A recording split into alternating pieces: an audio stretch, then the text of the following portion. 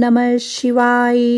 नमस्कार दोस्तों, आपका हमारी यूट्यूब चैनल धार्मिक कथाएं और कहानियां में स्वागत है। आज मैं आपको सोमवार व्रत की संपूर्ण कथा सुनाऊंगी। अगर आपको यह कथा अच्छी लगे तो आप वीडियो को लाइक, सब्सक्राइब और शेयर ज़रूर कीजिएगा। आइए सुनते हैं सोमवार व्रत की संपूर्ण कथा। एक साहूकार बहुत अमीर था। उसके पास धन की कोई कमी नहीं थी। साहूकार के पास सभी सुख और ऐश्वर्य के साधन थे, किंतु उसको एक ही दुख था कि उसके कोई औलाद नहीं थी। दिन रात वह इसी चिंता में लगा रहता और वह पुत्र पाने के लिए हर सोमवार को भगवान चंद्रदेव व शिव जी की पूजा करता व व्रत रखता था। साहूकार के भोलेनाथ के प्रति ऐसी भक्ति देखकर एक बार माँ पार्वती जी ने शिव जी से कहा, हे नाथ, ये साहूकार आपका अनन्य भक्त है और सदैव ही आपका व्रत और पूजा भक्ति भाव से किया करता है। आप कृपया करके इसकी मनोकामना पूर्ण कर दें। पार्वती जी के ऐसे वचन सुनकर भोलेनाथ ने माँ गौरी से कहा, हे पार्वती, यह संसार एक कर्म क्षेत्र है। यहाँ जो भी जैसा कार्य करता है उसे वैसा ही फल मिलता है, अर्थात जैसा कार्य मनुष्य करता है वैसे ही परिणाम भोगता है। किंतु माता पार्वती आग्रह पूर्वक बोली, हे महादेव, यह आपका अनन्य भक्त है। यदि इसको कोई भी दुख हो तो आपको इसे अवश्य दूर करना चाहिए। यदि आप अपने भक्तों की मनोकामनाएं पूरी नहीं करेंगे तो क्यों कोई मनुष्य आपकी भक्ति, सेवा व पूजा करेंगे। पार्वती जी के इस आग्रह को सुनकर शिवजी ने कहा, हे शिवे, इस साहूकार के कोई पुत्र नहीं है। इसी कारण यह दिन रात चिंतित व दुखी रहता है। इसके भाग्य में संतान न होने पर भी मैं इसे पुत्र प्राप्ति के लिए वरदान देता हूँ, किंतु इसका पुत्र केवल 12 वर्ष तक ही जीवित रह सकता है। इसके बाद वह मर जाएगा। इससे अधिक मैं इस साहूकार के लिए कुछ नहीं कर सकता। यह सब बातें साहूकार सुन रहा था। उसे यह सारी बातें सुनकर ना कोई खुशी हुई और ना ही कोई दुख। वह पूर्वत शिव जी की पूजा व व्रत करता रहा। कुछ समय पश्चात साहूकार की पत्नी गर्भवती हो गई और 10वें महीने में उसने एक बहुत ही सुंदर पुत्र को जन्म दिया। साहूकार के घर में बहुत खुशियां मनाई गई, किंतु साहूकार अपने पुत्र की 12 वर्ष की उम्र जानकर कोई खुशी प्रकट नहीं की और इस संबंध में किसी को कोई भेद भी नहीं बताया। वह बालक धीरे धीरे बड़ा होने लगा। जब वह बालक 11 साल का हो गया तो बालक की माता ने साहूकार से उसके विवाह के लिए कहा, किंतु साहूकार ने कहा कि मैं इसे काशी जी पढ़ने भेजूंगा। साहूकार ने अपने साले को बुलाकर कहा कि तुम इस बालक को काशी पढ़ाने ले जाओ और इसे विधिवत शिक्षा ग्रहण कराओ। साहूकार ने उसको बहुत सा धन देकर कहा कि रास्ते में जहाँ कहीं भी ठहरो वहाँ यज्ञ और ब्राह्मणों को भोजन कराते जाना। इस प्रकार वह दोनों मामा भांजे रास्ते में यज्ञ करते, दान देते और ब्राह्मणों को भोजन कराते जा रहे थे। रास्ते में एक शहर पड़ा। उस शहर में राजा की कन्या का विवाह था। एक अन्य राजा का लड़का बारात लेकर आया था, लेकिन वह एक आंख से काना था। लड़के के पिता को इस बात की चिंता थी कि वर को देखकर कन्या के माता पिता विवाह में किसी प्रकार की अड़चन न डाले। इसी कारण जब उन्होंने साहूकार के अति सुंदर बेटे को देखा तो उसके मन में विचार आया कि क्यों ना इस लड़के से विवाह का कार्य पूर्ण करा लिया जाए। यह विचार कर उसने लड़के और उसके मामा से कहा कि यदि आप फेरी व कन्यादान का कार्य पूर्ण करा देंगे तो आपकी बड़ी कृपा होगी और हम आपको बहुत सारा धन देंगे। साहूकार के लड़के और उसके मामा ने इस बात को स्वीकार कर लिया। विवाह का काम भली प्रकार से पूरा हो गया। जब वह लड़का जाने लगा तो उसने चुपके से राजकुमारी की चुनरी पर लिख दिया कि तेरा विवाह मेरे साथ हुआ है, लेकिन जिसके साथ तुझे भेजा जाएगा वह एक काना है मैं काशी जी को जा रहा हूँ। राजकुमारी ने जब इस प्रकार लिखा पाया तो उसने कान्हे राजकुमार के साथ जाने से इनकार कर दिया और कहा, यह मेरा पति नहीं है। मेरा विवाह जिसके साथ हुआ है वह काशी जी गया है। राजकुमारी के पिता ने यह सब बात जब सुना तो उसने अपनी कन्या को विदा करने से इनकार कर दिया। बारात वापस चली गई। उधर साहूकार का लड़का और उसका मामा काशी जी पहुँचे, जहाँ लड़के ने पढ़ना शुरू किया तथा अपना अतिरिक्त समय मामा भांजे यज्ञ आदि दान में व्यतीत करने लगे। इस प्रकार कई महीने बीत गए। जब लड़का 12 साल का हुआ तो उस दिन लड़के के मामा ने यज्ञ का आयोजन कर रखा था। अचानक ही लड़के की तबीयत खराब हो गई। लड़के के मामा ने कहा कि अंदर जाकर सो जाओ। लड़का अंदर जाकर सो गया। थोड़ी देर पश्चात लड़का मर गया। जब लड़के के मामा ने देखा कि वह मर गया है तो वह बहुत दुखी हुआ। उसने सोचा कि पहले यज्ञ पूरा कर लूं, तब कुछ सोचूंगा। लड़के के मामा ने यज्ञ पूरा किया और फिर रोना आरंभ कर दिया। वह बहुत जोर जोर से रो रहा था। संयोगवश शिवजी और पार्वती जी उधर से जा रहे थे। पार्वती जी ने भगवान भोलेनाथ से कहा, हे नाथ, कोई दुखी व्यक्ति रो रहा है, उसके कष्टों को दूर करो। तब शिवजी और पार्वती जी वहां पहुँचे। उन्होंने वहां देखा कि वहां एक लड़का मरा हुआ पड़ा है। तब पार्वती जी ने देखते ही लड़के को पहचान लिया।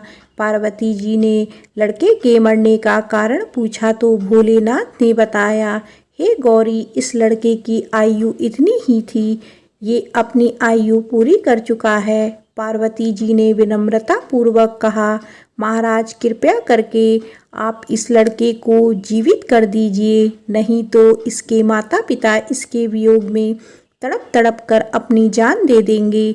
माता पार्वती की बात सुनकर शिवजी ने लड़के को पुनः जीवित कर दिया। शिवजी की कृपा से लड़का जीवित हो गया। शिव शंकर व पार्वती जी धाम चले गए। शिक्षा पूरी होने पर लड़का और उसका मामा पहले की तरह यज्ञ करते, ब्राह्मणों को भोजन तथा दक्षिणा देते हुए अपने घर की ओर चल दिए।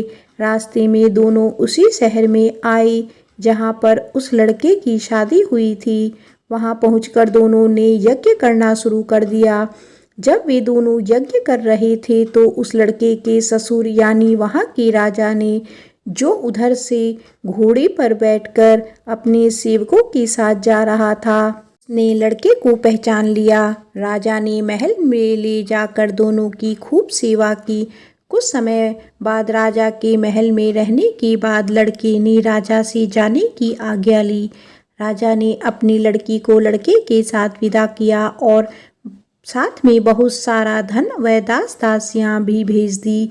जब वे अपने शहर में आए तो लड़के के मामा ने कहा, पहले मैं तुम्हारे माता पिता को तुम्हारे आने की खबर सुना आता हूँ, तब तक तुम पत्नी सहित यहाँ आराम करो। ऐसा कहकर लड़के का मामा साहूकार को अपने पुत्र के आने की खबर देने चला गया। घर आकर उसने देखा कि उसकी बहन और बहनोई छत पर बैठे हुए हैं।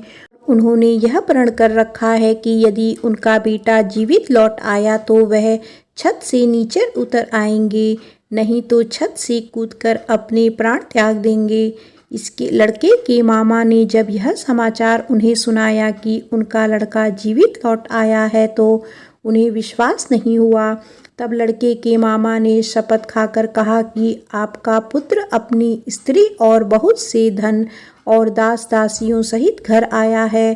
तब साहूकार और उसकी पत्नी छत से नीचे उतर आए तथा प्रसन्नता के साथ अपने बेटे और बहू का स्वागत किया। सभी प्रसन्नता के साथ रहने लगे। इस प्रकार भक्ति भाव से जो भी प्राणी सोमवार के व्रत का पालन करता है तथा प्रेम पूर्वक इस कथा को सुनता या पढ़ता है तो उसके सभी कष्ट दूर होते हैं, सभी मनोकामनाएं पूर्ण होती हैं और इस लोक में सभी सुख सुविधाओं को भोगकर अंत में उसे शिवलोक की प्राप्ति होती है। इस प्रकार सोमवार के व्रत को 16 सोमवार तक करें, फिर उद्यापन करें। इस व्रत के प्रभाव से मानव को सभी प्रकार के सुखों की प्राप्ति होती है। बोलो उमापति शंकर भगवान की जय, माता पार्वती की जय। आइए सुनते हैं 16 सोमवार व्रत कथा। भगवान शिव अपनी पत्नी पार्वती के साथ एक बार घूमते हुए धरती के अमरावती शहर पहुँचे। वहाँ शिव जी का एक बड़ा सा मंदिर राजा ने बनवाया था। शिव पार्वती दोनों को वह मंदिर पसंद आया, इसीलिए दोनों वहीं रहने लगे। कुछ दिनों बाद माँ पार्वती ने भोलेनाथ से कहा, प्रभु मुझे चौसर खेलने की इच्छा है।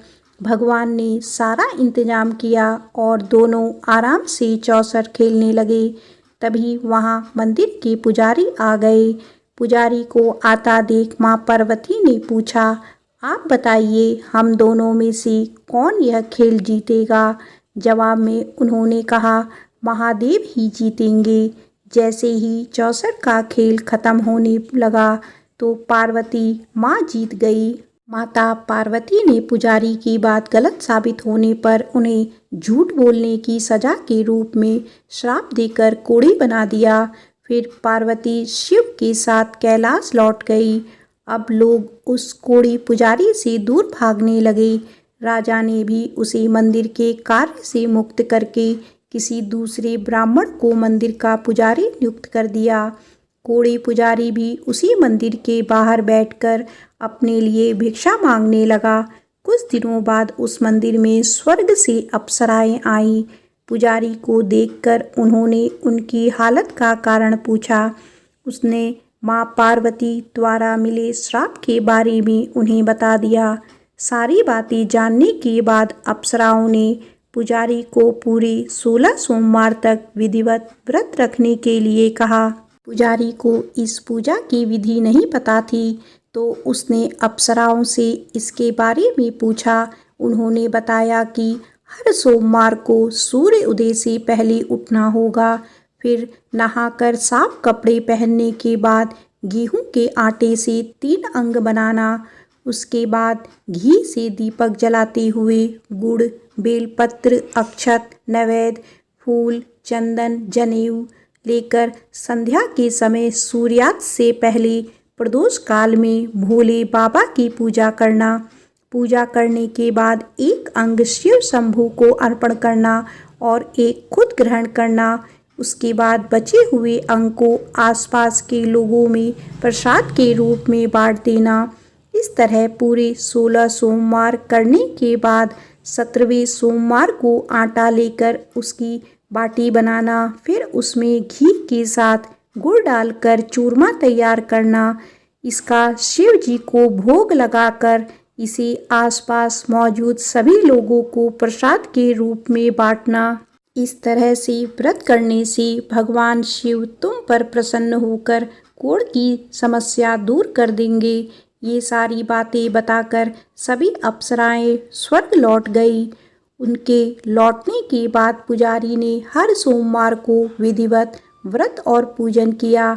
16 सोमवार पूरा करने के बाद 17वें सोमवार को सबको प्रसाद बांटते ही उसके कोढ़ की समस्या दूर हो गई। पुजारी के ठीक होने पर राजा ने दोबारा उस मंदिर में पूजा पाठ करने का जिम्मा उसे सौंप दिया। होते होते एक दिन दोबारा भोलेनाथ अपनी पत्नी पार्वती जी के साथ उसी मंदिर में पहुँचे। पार्वती जी ने जब देखा कि वो कोढ़ मुक्त हो गया है, जो उन्होंने पुजारी से पूछा कि ऐसा कैसे हुआ। जवाब में पंडित ने उन्हें 16 सोमवार व्रत करने की अपनी कथा के बारे में बताया। पुजारी की बात सुनकर माँ पार्वती काफ़ी खुश हुई। उन्होंने भी 16 सोमवार व्रत रखने की ठान ली।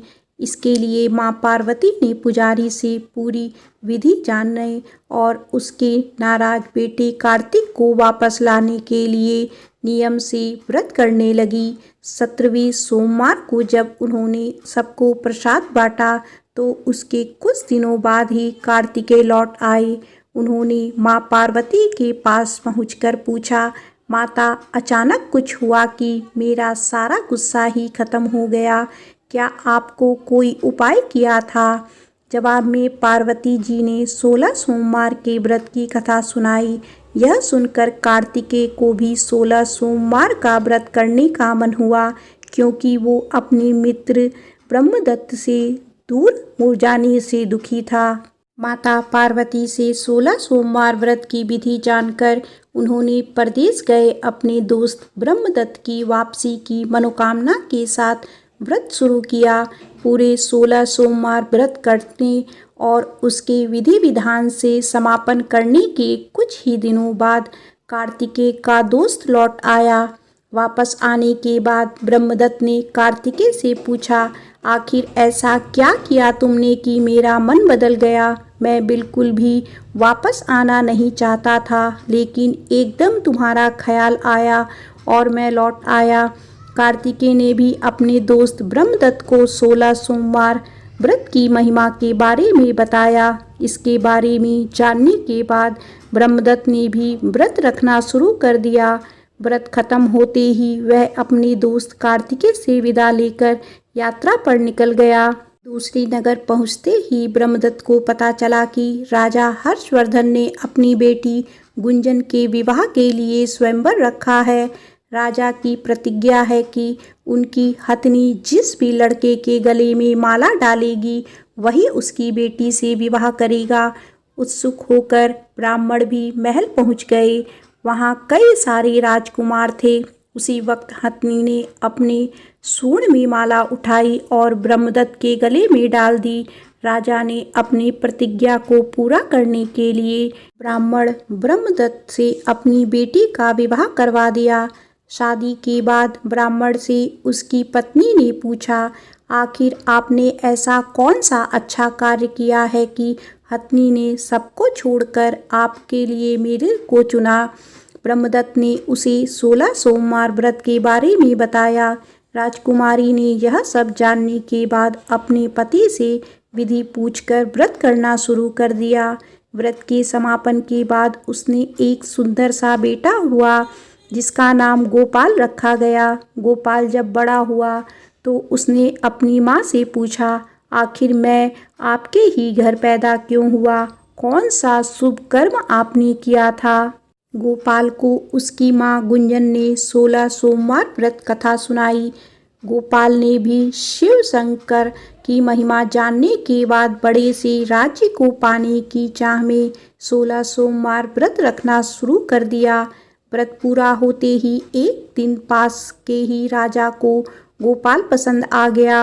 उन्होंने अपनी बेटी मंगला से उसकी शादी करवा दी। कुछ ही दिनों के बाद उस राजा का देहांत हो गया। अब गोपाल ही पूरा राज्य संभालने लगा। गोपाल ने भगवान शिव को धन्यवाद करते हुए कहा, दोबारा 16 सोमवार का व्रत रखा। इसके समापन के दिन उसने अपनी पत्नी से भी सभी सामग्री पास के शिव मंदिर तक पहुंचाने के लिए कहा। मंगला ने खुद जाने के बजाय पूजा की सामग्री कुछ सेवकों के हाथ मंदिर तक पहुंचा दी। उसी दौरान आकाशवाणी हुई, राजन, तुम्हारी पत्नी ने 16 सोमवार व्रत का आदर सम्मान नहीं किया। अब तुम उसे अपने महल से तुरंत निकाल दो, वरना तुम्हारा सब कुछ खत्म हो जाएगा। गोपाल ने अपनी पत्नी को अपना आदेश ना मानने और भगवान शिव के अनादर के लिए महल से निकाल दिया। अब वह भूखी प्यासी दर दर भटकने लगी। उसे जो भी सहारा देता उसका सब कुछ चौपट हो जाता था। एक दिन उसने एक बुढ़िया की सूत की गठरी को छुआ तो सारा सूत हवा में उड़ गया।